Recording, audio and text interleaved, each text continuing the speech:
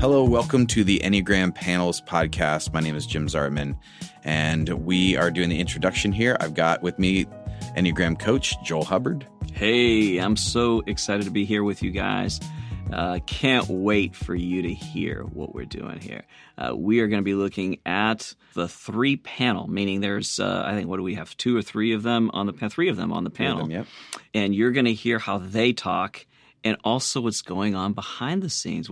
Why do they do what they do? And the threes are they're the performers. They're like the ones that they like to run. Give me the ball, let me run with it.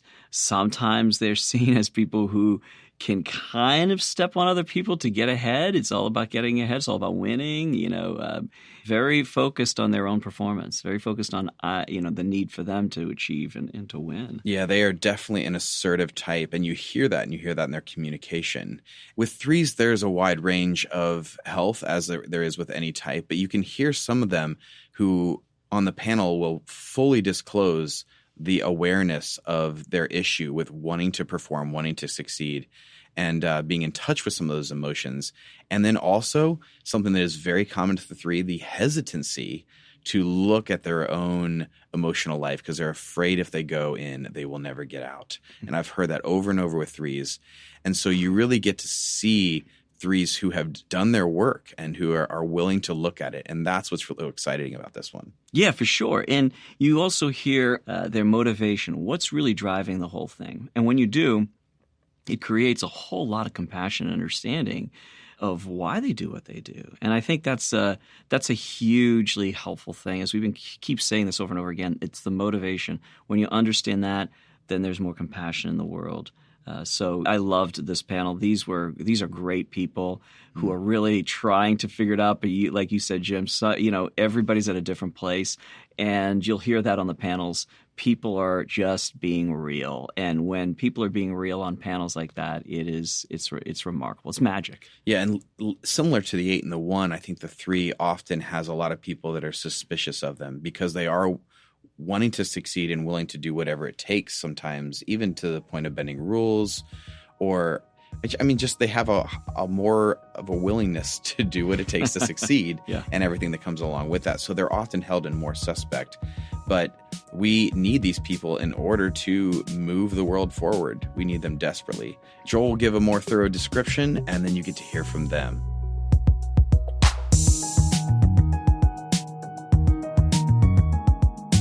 All right, so tonight we have panel number 3, and I am thrilled to have these guys up here with me. For those of you who know the Enneagram, you know that right now we are in the heart triad. We have just we started that last week where we got into the 2s, and the 2, 3s, and 4s are in what is known as the heart triad, meaning that they process life primarily through the emotional center.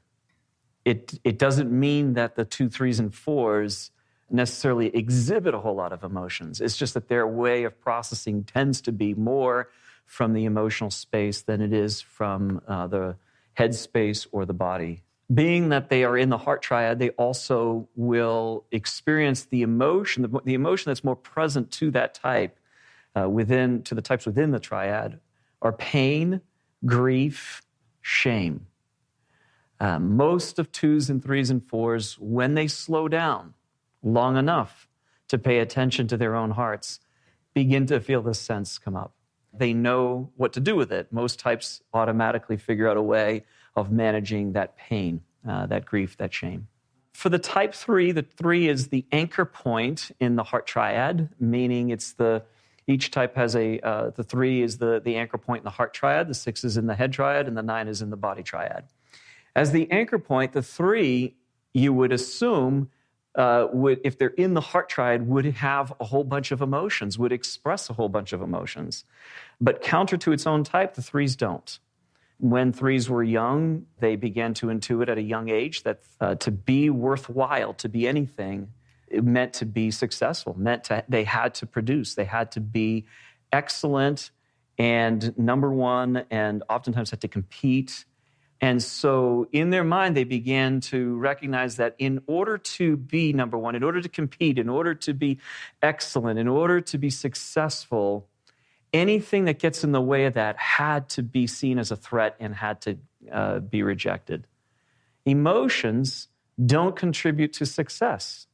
Emotions get in the way of success. Emotions are the thing that sort of slows you down. It's not, as 1-3 said, it's not very aerodynamic. It doesn't get me to where I want to go. And so the 3 learns to push the emotions down. Now, the 3, interestingly enough, still is capable of reading the emotions around them and knowing what is expected of them. And so because the 3 needs to be seen as successful, it's not just important for the 3 to succeed, but it's important for them to succeed in the sense that they are perceived by important people in their lives as successful. And so the 3's self-image tends to have been built by how others perceive them. And so in part that contributes to that sadness, because who are they truly on the inside? And so the 3's vice tends to be deceit or vanity, the inability to fully express who the 3 really is. And so they develop an ability to adapt and to be successful in any situation means they can adapt, they can shapeshift, they can do whatever it takes to succeed in that role. Now, the thing that's powerful about the 3 is that unlike any other type, they are driven to succeed, and they will. You give them the ball, the 3 will run, and they will win. And they are such a gift to so many people around them because they believe in themselves. 3s believe in themselves more than any other type does. I can achieve. I can work on me. I can do whatever it takes to make sure that I am successful. So the 3 inspires so many people around them that they can achieve things that a lot of other people think I can't, and the 3 can show you how. So that's the profound gift of the 3, along with many others. So that's a little bit of the 3. I wanted to ask, do you relate to that? Would you put it in different words? You're hearing it from the 7. 7s and 3s are called lookalikes because there's a lot of things 7s and 3s can do. We can shapeshift, we can adapt, we can perform.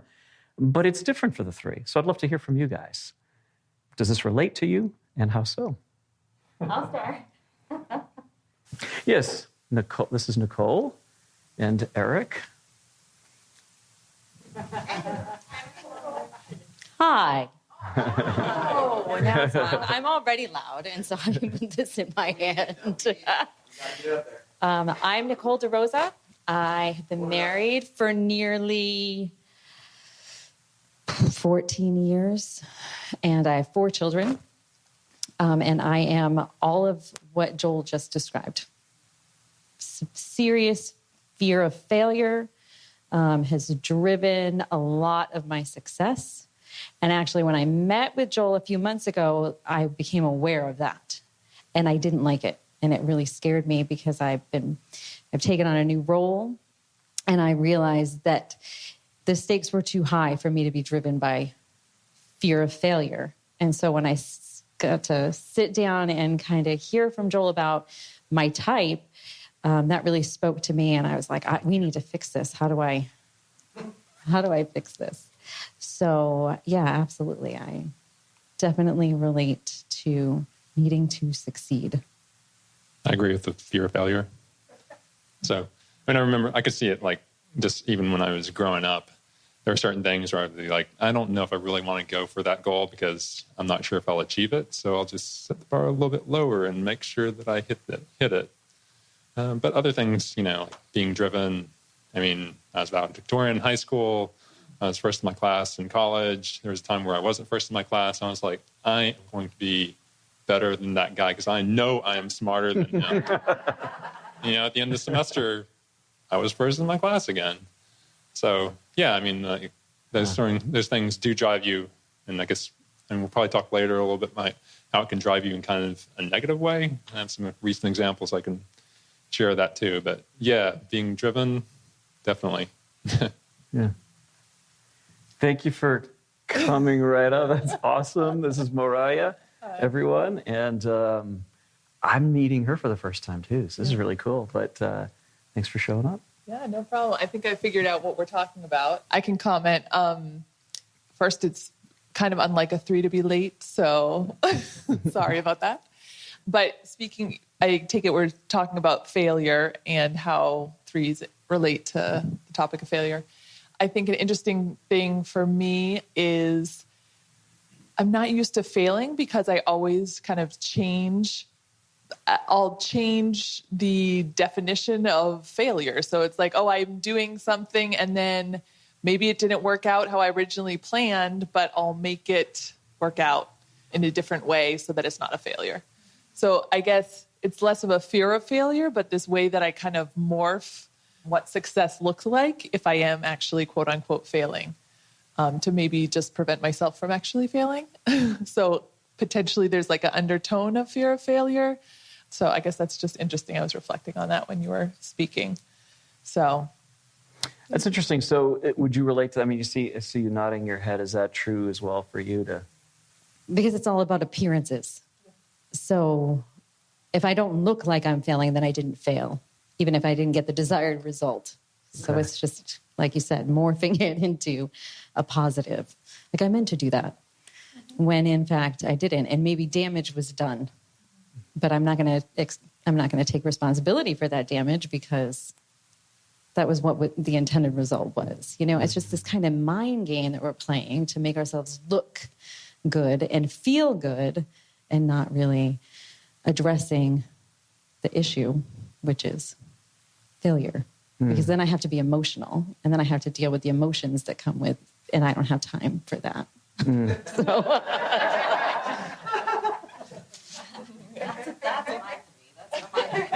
That's awesome. Thank you.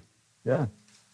The emotions do creep up. I mean, you're in the emotional triad. So how do you process emotions? I mean, maybe talk about how you used to process. If you've grown in some respects, talk about that as well. I'd love to hear that.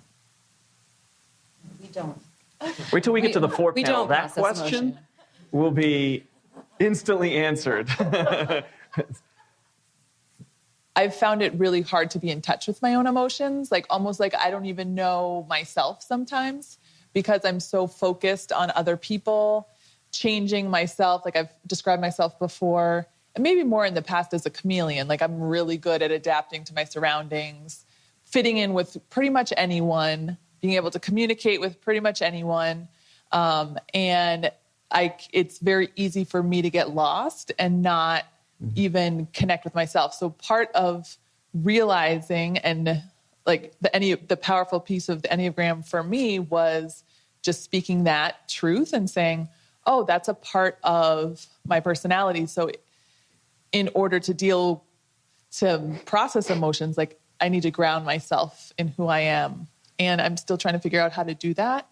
But I think I've found it really easy to look externally for, okay, like how are people interacting with me?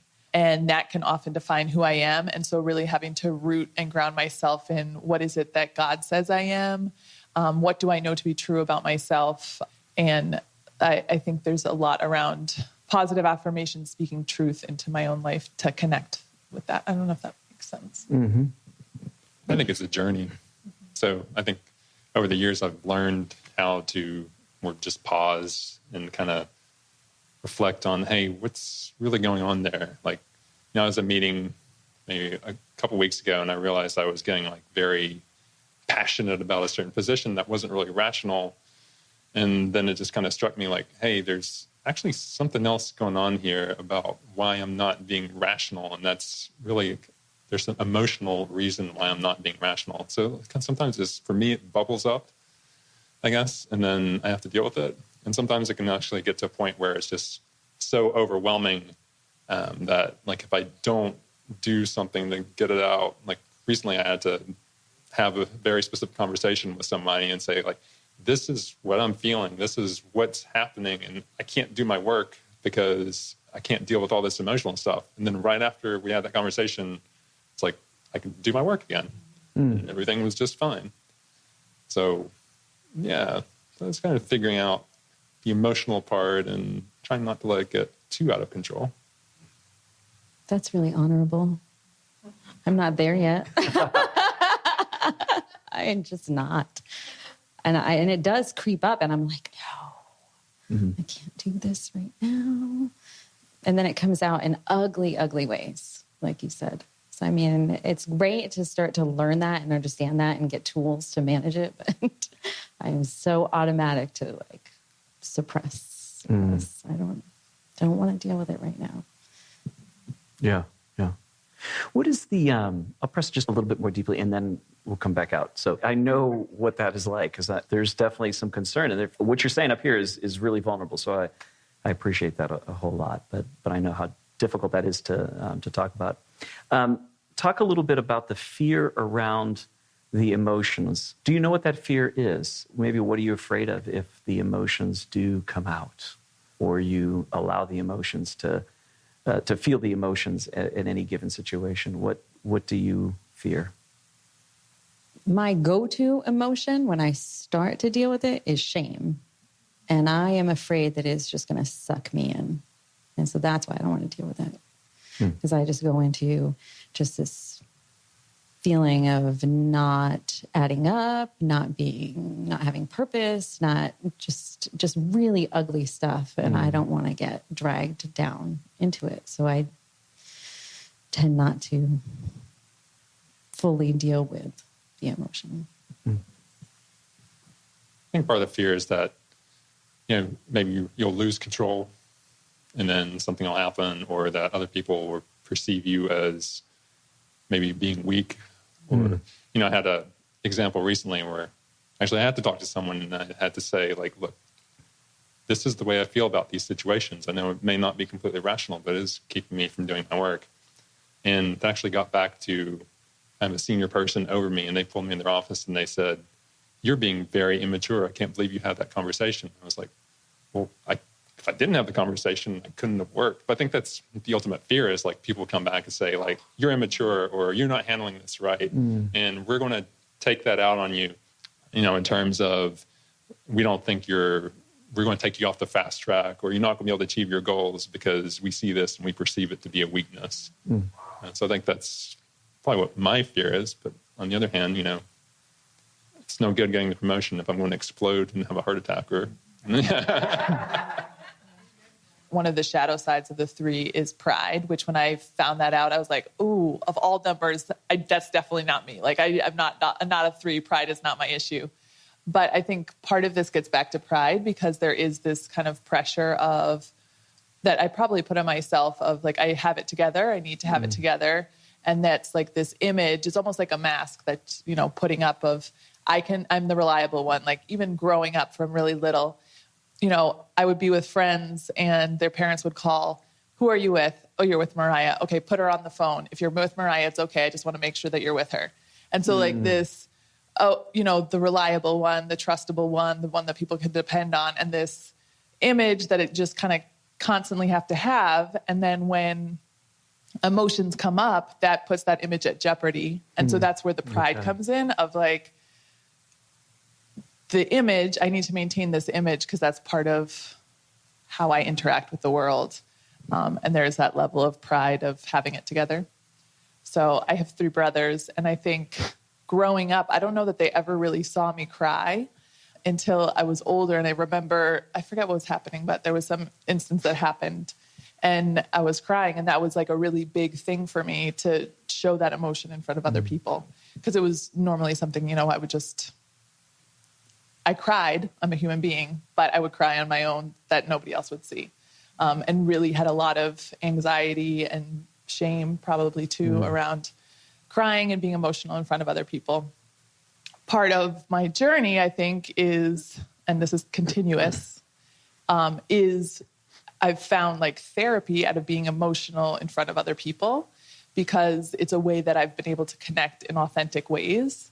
And taking down that mask and being able to connect in real ways and not be judged or have somebody come and use that as an attack towards me, that's been really healing. Granted, like it needs to be happen in safe spaces so that you don't have somebody coming and using that against you because then that can cause deeper hurt, I think. That's really well said. Right. 3s are efficient. If it's been said, why say it again? It's good. Let's talk about the 3's drive for success and the workplace, which is where 3's oftentimes find themselves. Even I know it's not the only place. Obviously, I've met moms who are threes, and the three manifests itself in a different way in that context. That, they're not working full time, they're with their kids, but it still surfaces. But in the workplace in particular, because all three of you are in the workplace, I've heard it said that for threes, it is difficult sometimes to work within or under a leader that tends to be micromanaging. Like threes see that as you're hindering my progress. I see you guys smirking about that. Is that true? Do you feel that way or have felt that way? Even to the degree that some threes have told me I cut corners to get to for me, it's not about finishing the race necessarily and doing it exactly right. For me, it's about getting to the end and getting to the goal. And sometimes procedures, bosses, managers slow that down. And that's really difficult. Mm-hmm. Is that true for you guys? I'm fortunate where I'm in a job right now where I do not have a manager, and I thrive in that kind of environment. Like I am my own worst critic. I push myself really, really hard. Like I don't need a manager above me telling me what to do or to motivate me or to set goals for me. Like I'm going to set a goal that's higher than any goal a manager would set for me. That might be a three thing, but I could imagine like being in a position where someone was micromanaging me. I would not be happy. Like I'd just peace out. I'm done. Yeah, no, I've been dealing with some micromanagement really lately, and it's been very frustrating because it does feel like I know what I'm doing. This is my job, and if I don't know what I'm doing, I'm going to figure it out because I'm going to make it work. And it's to have someone else trying to tell you like, no, you need to do it this way, or you need to do it this way. Like, don't tell me. I can figure it out. I'll get it done. It'll be a good job. So, yeah, it can be very frustrating to have that feeling like, what, they don't trust me? And then it becomes more about like, don't they know my abilities? Don't they see that like I have the capacity to do this? Is there something wrong with me? I mean, it can go in a very negative direction if not left, or if it keeps going. Yeah, I would definitely struggle with not feeling respected, and will advocate for myself to a point where I'm like constantly trying to prove that I should have autonomy. Like, let me just run with my vision. And most of the time I've had the opportunity to do that. So I haven't been in very many micromanaging situations. But when I have, it's very tense. It's ugly. Yeah. I'll add something just because kind of recently at work, I was reflecting on this. I work in a nonprofit, and so it's kind of one of those type of roles where you're just doing a whole bunch of things. You don't really remember what your job description is anymore. But something I realized is I've been taking on a lot of additional projects because they're things that are cool and I'm excited about and passionate about. So I'll get involved in way too much. And, it's fun, but also can be stressful. But one thing I was reflecting on is, why am I getting involved in those projects? Like, some of them I enjoy. And sometimes I also wonder, to be frank, like, is it because I am looking for that external pat on the back, this pride thing that I brought up before? Because I'll think about, well, what is my job description? And am I doing that? Or am I cutting corners in my actual job description that nobody sees? And then excelling in the extra projects that I take on that everybody sees. And there's big promotions about, or excitement at work. And so I've been reflecting on that and trying to think, okay, am I falling into that trap of a 3 of cutting corners in my actual job? Not that I'm being negligent, but like I could do so much better in an effort to get recognition in other places. So, and then that's like embarrassing to say, because I'm like, dang, that's embarrassing. Yeah. I love the fact that you're saying that, though, because for each type, when you get to your core vice, it's embarrassing to actually say it, right? Each type has one. And so when you hit it, others of you are like, well, that's not that big of a deal, but it is if it's yours. So thank you for saying that.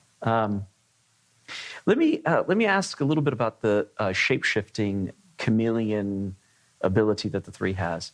So there's obviously immediately, we hear that and people might say, shape-shifting, how is that being authentic and real? But there's a strength and a gift to that ability. And you guys know it because you've utilized it. So I want to hear about the strength of that ability, but also maybe share a bit about the challenges and the weakness. And maybe include in that your own path to veracity, your own path to truthfulness, the authenticity as it emerges within you. So the risk in that is that every encounter with another person can be to try to manipulate the situation for your own benefit. And so I've done that. I've been able to read someone's emotions and the context and kind of work that to my advantage. But the benefit of it is that there is this discernment that comes in these interactions. So you can really be authentic and speak to exactly the context and what they're experiencing. And it's not so much a shape shifting as it is just understanding clearly what someone is expressing and having the empathy to understand and engage in that. And because everybody's different, it's going to look differently. And so that has been a great strength, especially in ministry for me. So but to recognize in the workplace where, am I using this to get somebody to do something that maybe they don't have the capacity to do, but I really need them to do it? Like, am I using it for good? Or am I using it for evil, I guess? Nice.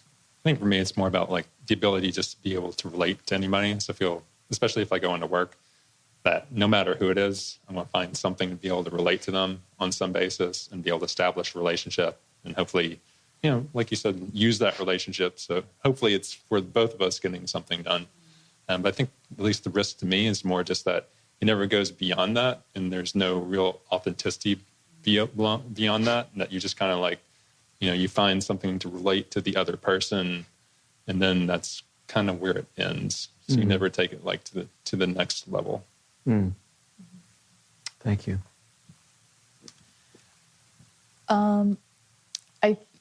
I definitely resonate with what both of you said. I think the hard part is it comes back to deceit.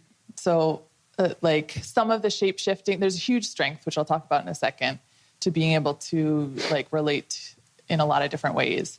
But like the danger is that you can kind of go so far where it can be deceitful, and like that you just lack the authenticity. I've experienced that. But I think one of the strengths is kind of gets back to the failure thing. Like I can adapt myself to so many different situations and be successful in a certain way. So like I guess I'll give maybe a practical example. So I lived in Latin America for a while, in Costa Rica and Colombia. And I found it very easy to just adapt to a different culture, a different language, dance, food. Like it wasn't hard for me to kind of just fit into something that wasn't my own native tongue or culture or music. And so that's neat because it opens doors. Like I can learn a lot of things really fast because I can get a connection with somebody very fast, and that creates access to something I didn't know about before. And so I'd be able to build my vocabulary, build my knowledge, build my experiences by being able to connect so easily, and can also be relatable. Like I think that's one of the gifts of a 3, being able to relate to a lot of different people. And I think how to build being authentic, that's something I'm still working on. Like one of the things is I'll tell my husband, I'm like, I need more like, what do I like to do? What are my hobbies? I don't even know what I like to do because I end up always doing what other people like to do. And I don't mind because I like doing what other people like to do. But it's like, well, what do I actually like to do? And sometimes that's hard to come back to because I get so wrapped up in everybody else's project. And I enjoy it. And so that's okay, except then I'm like, I still don't know who I am. I don't know if that's a 3 thing or if that's a me thing. Well, you guys can answer that. Yeah, I think it is a 3 thing. to get wrapped up in everybody else. For me, it's a lot easier to deal with everybody else's stuff. And it's a lot easier to identify everybody else's stuff than it is for me to look inside and consider. And if I'm being honest with myself and considering my real likes and desires, then I'm also having to consider the authentic me, which has a lot of hurt and mess to deal with. And we've established we don't want to do that. So it's better to just hang out and do what everybody else wants to do than to reflect on my own mess, I guess. I'll add one other thing. So in like interpersonal relationships with people who you're like actually trying to be friends with and not just have your mask on, it can be challenging. So like, and especially when I'm stressed, it's like that automatic, I'm not trying to deal with that. So I've had a couple, like, say I have a stressful week at work and a friend calls and it's like, okay, we're talking about what we're talking about. I'm like, I have no interest in talking about what's going on in my life right now. Like, let's focus everything. Let me ask you all the questions. Let me run down the time on the clock before we have to hang up because I'm not trying to talk about myself. Even like really good friends, like very close friends. So that's, I think, not great. That makes it hard for people to be friends with me because it's like it has to be a give and take. I have to be vulnerable if I'm expecting somebody else to be vulnerable with me. So that can be difficult. But my friends who know me well, like they call me on it. It's like, I'm done talking about me. Now we're talking about you. Go. And I'm like, okay. Now and then I make up some BS and they're like, okay, and tell me more about that. That's good. Oh, man. That's fantastic. All right, so threes, as you can see on the screen, threes in stress will go to 9, or disintegration. I prefer the idea of when the type stops working for itself. Every type is designed to work. It works for you for a certain number of years. If it's not working in a particular situation, you can end up going to what is called your disintegration or your stress point, which for the 3 would be the 9. What that means is that when they go there, they go to narcotization. They go to just whatever it is that helps them to zone out, and they veg, and that's the shut-off switch. I know some 3s who are like, oh, yeah, when that happens, it's video games for 6 hours. Like, I'm gone. And then in health, the 3 who can be very much about the goal and can accidentally, it's not intentional for the 3 most of the time, they can accidentally step on people as on their way to where they're going. The 3 starts paying attention to people and including them in their own success. So the 3 brings others up. And it's not to say these are things that the 3 isn't gifted to do. It really is part of the 3 to do it. It's just that it falls asleep as the 3's on their way to their end game. So maybe talk about that, where you are in that space. Either way, it's all good. If you're heading towards the 9 right now, that's also part of our journey. We all go to the stress points and we all go to the places of health. And what we're trying to do is learn how to access both at times when it's necessary for us. So talk a little bit about that. What does that look like for you and in both stress and health? I've actually been through this experience very recently, past couple weeks. So basically I had a performance review, and I thought I just knocked it out of the park this year. Like, I hit all these things. I had a couple things that I hit on top of that, and I was expecting to get like the top-notch rating, be recognized in the company and everything, and it didn't happen. And I had some discussions like, well, what's wrong? It's, oh no, you're great, everything. I was like, why did I not get this super rating? And for a while, it actually kind of set me into a funk where basically my mom was like, why are you withdrawing? But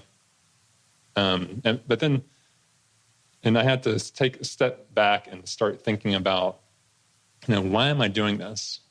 And what is my motivation? I realized that I had gotten kind of caught into the cycle of comparing myself to others. The company I work in has a philosophy of let's promote people very quickly on the fast track, but think the temptation for me then is compare myself to those people who are on the fast track and be like, what's different between me and them? Why am I not at the position that they're at?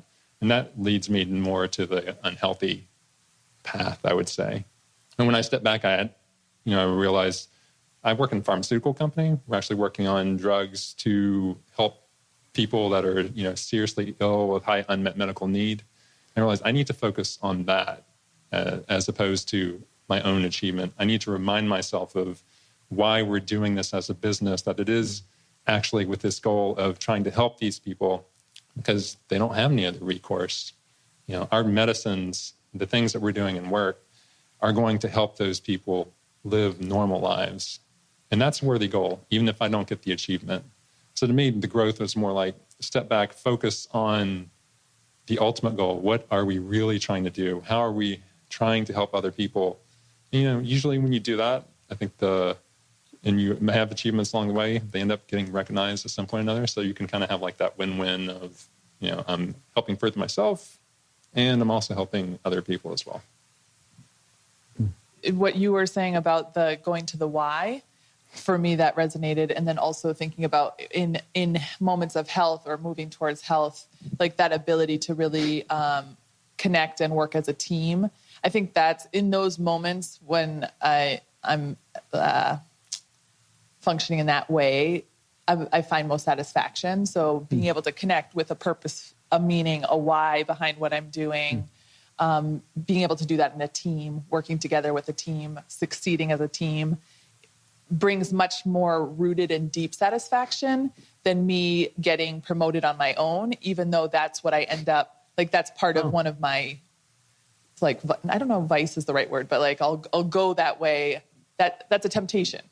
Okay. To get that promotion, that recognition. But then when I get that recognition, like if I'm by myself in that moment, like that's pretty empty. Mm. Excellent. Thank you. Yeah. Yeah, I think we're bent toward seeking that self-fulfillment and those individual goals. And so under stress, it's really easy to slide back into that comfort zone of going after that goal and trampling and just getting, steamrolling everybody and just getting what we want. And it is a discipline to step back and say, why are we doing this? What is really the motivator? Why do we take on this opportunity? Why do we take on this task? And who is along for the journey? And how do I build them up and bring them along too? But that's a discipline. For me, it's a discipline. I'm not to a place where that's my automatic go-to. My automatic go-to is how do we get to the finish line and how do we get there efficiently? And, who do I need to get there? Not who can I bring along, but who can I get to kind of get me there quickly or whatever. So. Yeah. Thank you. One thing. I'll say one more thing about the stress. Like, I think when I'm stressed, it's kind of like, just give it to me. I'll do it by myself. I'll get it done. And I think that also, it almost goes to that like autopilot. Like my autopilot can just be like a whole bunch of activity of me doing like very active things on my own, like just getting things done. And it can be, it's almost like, sometimes I will veg out. Like my veg out is I'll sleep for a long time if I get stressed, like what you were saying about the video games. But I've also have this other kind of weird thing where it's like just constant activity. Like I cannot sit still. And it's like, I'll be folding laundry while I'm doing dishes, while I'm doing this other thing all at the same time. And that's almost, I don't even know how that's possible, but somehow threes will do that. Doing the most, as my friend says it. So I can say something else about what also appeals to me about video games. So my wife knows that I'm like a Candy Crush addict. Because basically the thing that really appeals is that you can get a level and it says, you were successful, right? And you can get another level and you were successful again. So like, it's really easy just to veg out on something like that because, you're not feeling anything and you're getting like instant feedback about how successful you are and how you're achieving all these things. That reminds me of, I got a Fitbit last year, and when you achieve your steps, it vibrates and gives fireworks. that was like some kind of drug. Oh my God. I would tell my husband, I'd say, look, it's about to go off. I did my steps and the fireworks and it's vibrating. And I'm like, yes, so good. And so that's very interesting. So I'm not a video game person, but that's kind of a little related there. Oh, man. That is such a great illustration of the three. Thank you. We get a good picture of the three. That's fantastic. Let's just take a few moments and get some questions as well from you guys. And what do you guys? What's on your mind? Oh boy, good. We get some hands. Yes. I just have a question about when you were talking about listening to friends, and you much rather hear them, or it's easier for you to listen to them, and eventually the friend will want to go, well, what about you? Do you find, though, that you've actually attracted the kind of friends that are more than happy just to tell you about, themselves, and they're fine with never going? So it just seems like that would be where that would go. Great question. Yeah, yes, absolutely. Like, that's one of the things that I know I have to be really careful of, because I end up in a lot of one-way relationships. And it was so strange to me, like, even in high school, I would have some friends who I considered really close friends, and they would say, like, Mariah, I feel like I don't even know you. Like, I don't even know who you are. And that's hard, because it's like, you're my friend. Like, I consider you a really good friend, and you don't even know who I am. That's a problem. And then it can, like, I think this is part of, like, the stress, and maybe an unhealthy part of the three is you can end up in a place where you have a lot of one-way relationships, and you end up basically, like, carrying people along with you. Like, a lot of baggage can happen, I think. And people, like, threes, I think I can easily attract people who need assistance. And part of it, or maybe, I don't know, it's my perception that they need assistance, but, like, just kind of like this sucking of energy sometimes, because, like, I can give. Do you feel like you also give positivity? Like, because threes are very positive. And so there's a, optimism that we can do this sort of spirit. Yeah. Do you find you've drawn kind of people that tend to need that from you, that boost? Yeah, I would say so. Or just, like, people who need, maybe feel stuck in a rut, and maybe just, like, feel like they need somebody to give them that high or adrenaline. Like, oh, I'm going to call Mariah because I know she's going to give me a good pep talk, and, like, I'll have that little spark of energy for a minute and I'll feel better. But then it becomes, like, a really codependent relationship. Yes. As a three, when you have a hard time feeling vulnerable or opening up, I know it's sort of a risk to do that when you're finally at that place where, like, okay, like, I'm ready to be real about what this is. And I'm not even sure what's going on sometimes, like you guys are saying. Is there, when you're in that place, people who aren't threes who are maybe trying to encourage you, like, if you're willing to receive that, how are you best ministered to? Like, what like is in need, or what, like, once you're in that place, like, how can someone support you? I think that it is a lot easier for me to be vulnerable with somebody if I know they're not going to hold it against me later on. And if I know that this isn't going to come back to haunt me when I need to make a decision, or if this person's going to lose respect for me when I share this, that is huge. Like, there has to be such a deep trust, mutual trust, that I can even get to that point of being vulnerable, because I am certain that I'm going to hear about it later on, or it's going to come up negatively, and I'm going to lose respect, and I'm, not going to be able to accomplish what I'm trying to accomplish. So if I feel that level of trust and respect from someone, then I can start to be open, and I just need somebody to listen. Like, that's huge. Like, I feel that I can trust you if I have your undivided attention and you're really genuinely listening to me. Yeah, I think like the shame gets wrapped up in it. So like I personally feel it's hard for me to necessarily just process all that stuff in front of someone that I'm not really comfortable with, because I'm always worried later on, like, hey, what will they be thinking of me? How will that affect me? You know, and so I think the main thing is just kind of like trying to establish that relationship so that that person does trust you.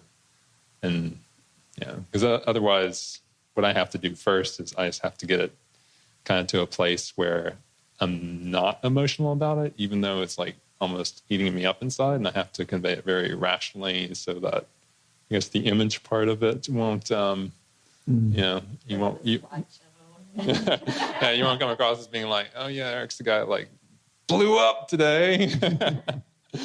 So I would say like my inner circle is fairly small because of that. So, you know, I'm comfortable talking about that stuff with my parents. I'm comfortable talking about that stuff with my wife.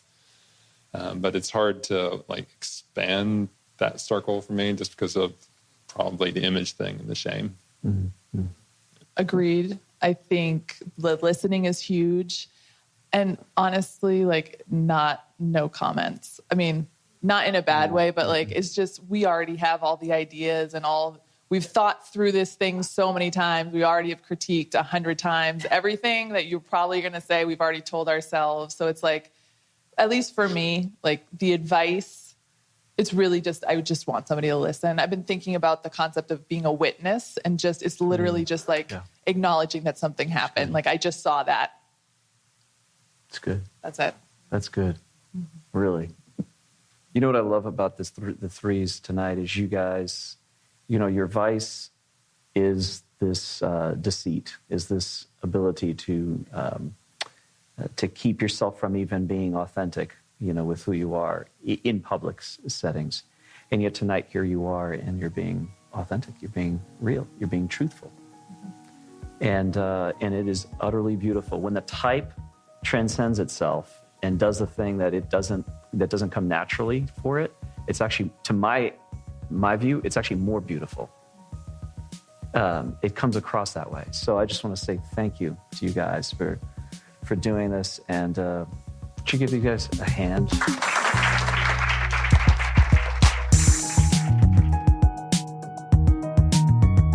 So thanks again for joining us. Hopefully you are finding this useful and helpful for your own life.